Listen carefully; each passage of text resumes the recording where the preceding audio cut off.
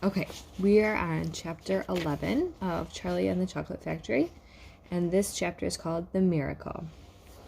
Charlie entered the store and laid the damp dollar bill on the counter. "One Wonka's Whipple's Scrumptious Fudge Mallow Delight," he said, remembering how much he had loved the one he had had on his birthday.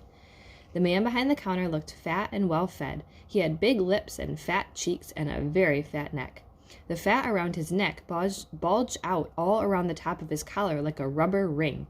He turned and reached behind for the candy bar. Then he turned back again and handed it to Charlie.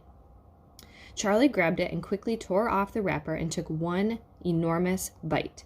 Then he took another and another, and oh, the joy of being able to cram large pieces of something so sweet and solid into one's mouth.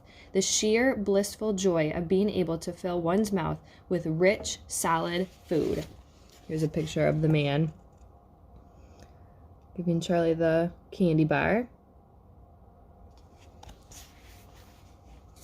"You look like you wanted that one, Sonny," the shopkeeper said pleasantly.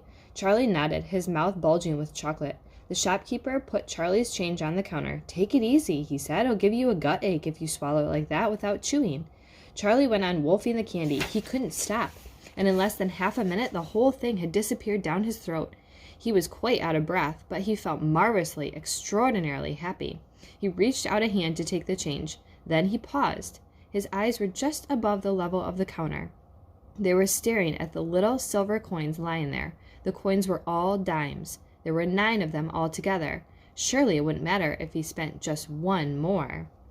"I think," he said quietly, "I think I'll have one more of those candy bars. The same kind as before, please."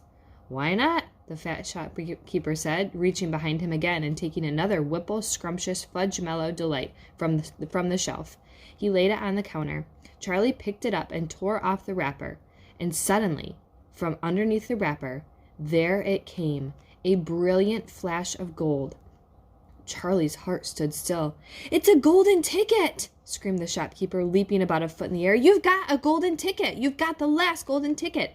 Hey, what do you know? Come and look at this, everybody! The kids found Wonka's last golden ticket! There it is! It's right there in his hands!" It seemed as though the shopkeeper might be going to have a fit. "In my shop, too!" he yelled.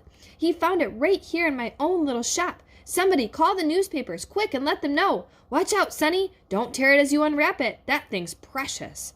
In a few seconds, there was a crowd of about 20 people clustering around Charlie, and many more were pushing their way in from the street. Everyone wanted to get a look at the golden ticket and at the lucky finder. "Where is it?" someone shouted. "Hold it up so we can see it."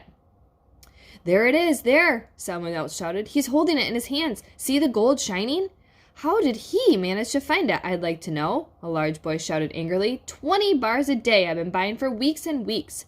"Think of all the free stuff he'll be getting, too," another boy said enviously. "A lifetime supply."